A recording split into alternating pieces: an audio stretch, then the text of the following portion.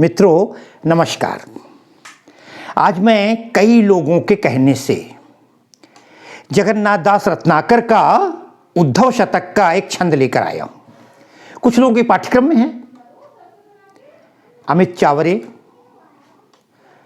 रूपेश भाटी, नीरज जायसवाल, अमित दुबे, प्रकाश पंत, रामदास और मुझे कुछ नाम याद नहीं, रजनी, विवेक, अभिनव, ये तमाम लोग हैं। मैंने अलग अलग के स्थान नहीं बताए। इन लोगों ने इस पद की व्याख्या जानना चाहिए। बड़ा सुंदर पद है, बड़ा सुंदर छंद है।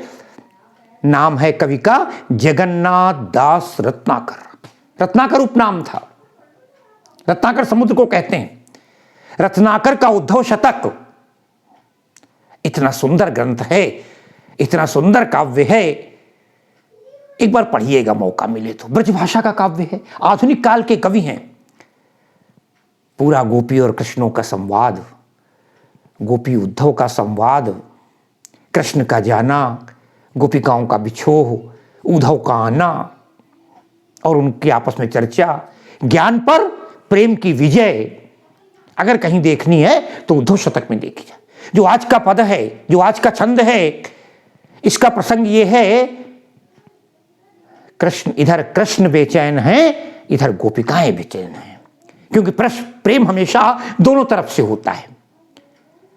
केसा से पावर हाउस से लाइट आ रही हो और आपने अपना स्विच ऑफ कर रखा हो तो कभी लाइट नहीं आएगी। और आप कितना भी ऑन कर दीजिए, अगर वहां से लाइट नहीं आ रही है तो फिर ये मान कर चलिए कि आपके यहां भी लाइट नहीं होगी। दोनों तरफ से जब तक उभय पक्षीय प्रेम नहीं होता तब तक प्रेम की सरिता, प्रेम की धारा नहीं बहती है।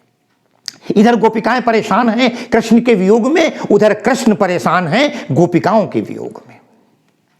बड़ा सुंदर सूर ने लिखा था, उद्धव मोहि ब्रज बिसरत नाही।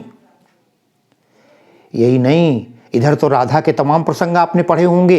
कृष्ण की व्याकुलता तो रत्नाकर ने अपने पहले छंद से ही प्रारंभ कर दी थी। उद्धव शतक का प्रारंभ ही कभी आप देखना चाहेंगे तो देखेंगे, भगवान कृष्ण स्नान कर रहे थे यमुना में, अचानक एक कमल तैरता हुआ जाता है।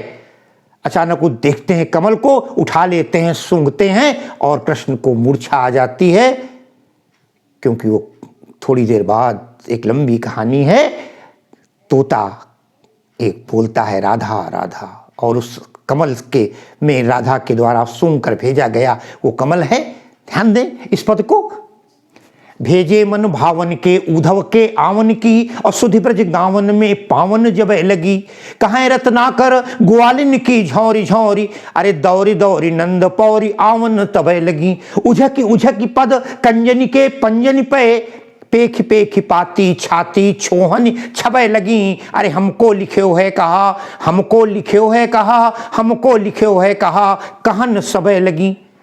पता है प्रसंग क्या है? कृष्ण ने संदेश वाहक उद्धव को भेजा पहली बार। गए हुए काफी दिन, कई दिन हो गए हैं, और कृष्ण का संदेश लेकर उद्धव आते हैं। और मजे की बात यह थी कि उसी रथ से बैठकर आए थे जो कृष्ण का रथ था। बस फिर क्या था, लोग समझ गए, सारी गोपिकाएं कृष्ण के संदेश आया है। वो ये नहीं समझी कृष्ण का संदेश आया है, अरे वो तो पहले समझी होंगी कृष्ण आ गए हैं, क्या प्रभाव पड़ता है। और जब पता लगा अरे भाई कृष्ण ने संदेश भेजा है, तो क्या होता है, भेजे मन भावन के, मन भावन के, मन को भाने वाले, मन को अच्छे लगने वाले, जिनके पीछे हमारा सारा मन दीवाना है। एक हतो सो गयो श्याम संग, तो भेजे मन भावन। यहां मन भावन कौन है? कृष्ण। कृष्ण के द्वारा भेजे गए, भेजे मन भावन के, अरे उद्धव के आवन की। उद्धव आए हैं, किसने भेजा है? कृष्ण ने भेजा है। कृष्ण के द्वारा भेजा गया कोई दूत है, कोई व्यक्ति है, कोई संदेश वाहक है। भेजे मन भावन के उद्धव के आवन की। अरे सुधि, ये चर्चा, ये याद, ये बातें ब्रज गावन में, ब्रज के गांव में, जो लोग मथुरा वृंदावन गए होंगे, बहुत गांव हैं, उन गांवों में ये खबर जो थी बिछी के काटने की तरह छुअत चढ़ी जनु सब तन बीछी, ऐसे आग की तरह फैल गई कि कृष्ण का कोई संदेश वाहक आया है कृष्ण के रथ पर बैठकर। भेजे मन भावन के उद्धव के आवन की, और सुध ब्रज गावन में, अरे पावन जबय लगी, पावन बड़ी पवित्र खबर है। अरे जब प्रियतम के पत्र आ जाए, प्रिय का कोई संदेश आ जाए, तो उससे बड़ा और क्या हो सकता है। दशरथ जी ने जब देखा, पता लगा राम की खबर विश्वामित्र जी लेके चले गए थे, जब जनक के यहाँ धनुष तोड़ देते हैं, खबर आती है, जनक जी की आंखों से आंसू गिरने लगते हैं। यही तो कहा था, जा दिन ते मुनि गए लिवाई, और तब ते आज सांच सुध पाई। आज मुझे सुच मिली है, आज मुझे कहते हैं जब हुआ क्या, सुध ब्रज गावन में पावन जबय लगी। कुछ विशेषताएं देख लीजिए। पहली चीज होती है भाषा, ठीक है ना। तो भाषा यहाँ पर साथियों कौन सी है, ब्रज भाषा है, मैंने आपको बताया था ब्रज भाषा का छंद है। दूसरी विशेषता होती है शैली, कवित्त। छंद क्या है, इसे कवित्त भी कह सकते हैं, घनाक्षरी भी कह सकते हैं आप, कवित्त या घनाक्षरी। छंद है, भाषा हो गई, शैली हो गई। गोपिकाओं का अटूट प्रेम है। अब देखिए अलंकारों की झड़ी लग जाएगी। भेजे मन भावन के उद्धव के आवन की, सुध ब्रज गावन में पावन जबय लगी। अरे कहाँ है रत्नाकर, रत्नाकर वर्णन करते हैं। क्या वर्णन करते हैं, अरे ग्वालिन की झौरी झौरी, झुंड पूरा भाग पड़ा। ग्वालिन की, ग्वालिनें जो थीं, ग्वाल भाल नहीं आए भाग के, ग्वालिन की झौरी झौरी, झौरी झौरी का मतलब झुंड झुंड पूरा। कई बार देखा होगा, कोई कहीं एक्सीडेंट हो जाए, कुछ हो जाए, तो मोहल्ले का मोहल्ला पूरा भागता है, भीगता है। ग्वालिन की झौरी झौरी, अब झौरी झौरी आ गया। दौरी दौरी नंद पौरी आवन तबय लगी। अब झौरी झौरी में भी पुनरुक्त प्रकाश हो जाएगा, दौरी दौरी में भी पुनरुक्त प्रकाश हो जाएगा। कहाँ रत्नाकर, ग्वालिन की झौरी झौरी। अरे 10-10, 12-12, 15-15, अरे तुम भी निकल आओ, तुम भी चलो, कृष्ण का संदेश वाहक आया है, कृष्ण ने खबर भेजी है, मथुरा से कोई आया है। कहते ग्वालिन की झौरी झौरी, झुंड का झुंड, दौरी दौरी, आंचल नहीं संभाल रही हैं, भागती चली आ रही हैं, दौड़ दौड़ के आ रही हैं, धीरे धीरे नहीं चल रही हैं, दौरी दौरी। कहाँ आ रही हैं, बोले नंद पौरी, नंद बाबा की पौरी माने देहरी पर, दरवाजे पर, क्योंकि संदेश जो आया है घर पर आया है। स्वाभाविक है, 16,108 गोपियां हैं, सबके घर तो नहीं जा सकते, अपने ही घर पहुंचाए है। संदेश वाहक ने आकर नंद बाबा के दरवाजे पर रथ रोक दिया। नंद पौरी आवन तबय लगी, आवन सब आने लगी। कौन, गोपिकाएं, एक दो नहीं, झौरी झौरी, झुंड झुंड बना करके, दौड़ दौड़ करके नंद बाबा के दरवाजे पर तब आने, कब आने लगी, तबय लगी। इसका उत्तर है जबय लगी। क्या पावन खबर सुध, जब खबर मिली तो सबकी सब दौड़ दौड़ के आने लगी। फिर क्या होता है, अरे उझक की, फिर पुनरुक्त प्रकाश अलंकार।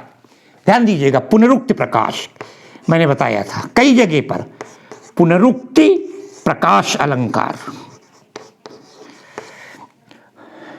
उझक की, पद कंजन के पंजन पे। आप ध्यान दीजिए, बड़ा सुंदर दृश्य है। उझक की, सोचिए 16,000 गोपिका थी, अरे 5,000 भी आई होंगी, कितनी भीड़ हो गई। अरे 2,000 भी हो तो भीड़ हो जाती है। और कभी कभी उद्धव मंच पर हैं, मंच का मतलब उस रथ पर खड़े हुए हैं और देखना चाहते हैं। कृष्ण ने एक पत्र भेजा था और पत्र सामूहिक था। उद्धव ने वो पत्र पढ़ना शुरू किया। कई बार ऐसा होता है जो बहुत दूर पर है, हम देख नहीं पाते। कुछ छोटे कद के लोग होते हैं, कुछ बड़े कद के लोग होते हैं। अगर बड़े कद का व्यक्ति आगे चला गया तो छोटे कद का व्यक्ति पीछे नहीं देख पाता, उसे उचकना पड़ता है। कई बार हम लोग छोटे थे, रामलीला में हमारे चाचा जी हमको लेके जाते थे, कंधे पर बैठा लिया करते थे। वो देखो दृश्य दूर का, वही हुआ। देखने में क्या हुआ, बोले उझक की, बड़ी सुंदर लाइन है। उझक की, उझकना शुरू किया। उझक माने उझकना शुरू। कैसे उचकी, बड़ा सुंदर वर्णन करते हैं रत्नाकर। बोले पद कंजन के पंजन पे, समझने का प्रयास कीजिए। पद माने पैर, कंज माने कमल, पद कंजन के पंजन पे। ध्यान रखिएगा, मैं पैर तो आपके सामने नहीं ला सकता, मगर पद ये मान लेते हैं पैर थोड़ी देर के लिए, और पैर की जो उंगलियां हैं यही उसकी कलियां हो गई। पद कंज, कमल स्वरूपी पैर के पंजन पे, अरे इसी को पंजा बना लिया। जो आगे की उंगलियां थी अर्थात अपनी उंगलियों के बल पर खड़ी हो गई, उझकी उझकी उचकी। पद कंजन के, मैं उचक रहा हूं, पद कंजन, मैं खड़ा किस पर हूं? कंजन पे, पैरों की उंगलियों पर। पद कंजन, इसी को क्या बना लिया? पंजा बना लिया।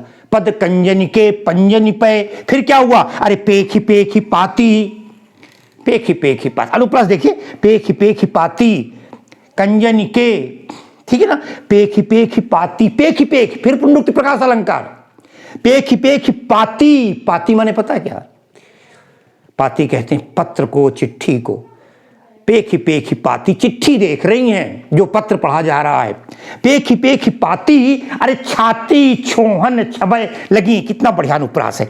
छाती छोहन छबय लगी, जो छवि थी, जो सुंदरता थी, तो उनकी छाती छलने लगी, छाती पर मूंग, अर्थात वहां तक पहुंच जाए कैसे, कैसे देख लें, एक के ऊपर एक भिड़ाती हुई, आगे बढ़ती हुई, सबकी सब जितनी थी छाती छोहने लगे, चिल्लाने लगी, बोलने लगी, और फिर एक भावना मच गई पूरी तरीके से, कृष्णमय वातावरण हो गया।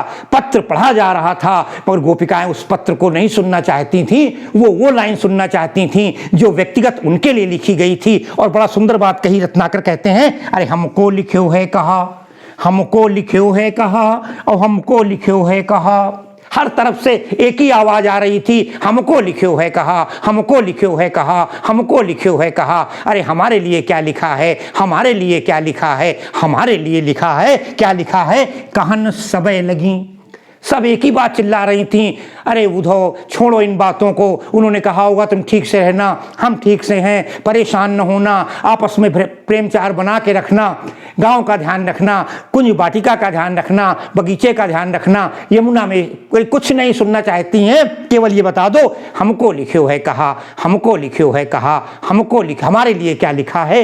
ये है प्रेम की पराकाष्ठा, ये है एकाकी प्रेम, ये है कृष्ण का गोपिकाओं के प्रति अद्भुत प्रेम।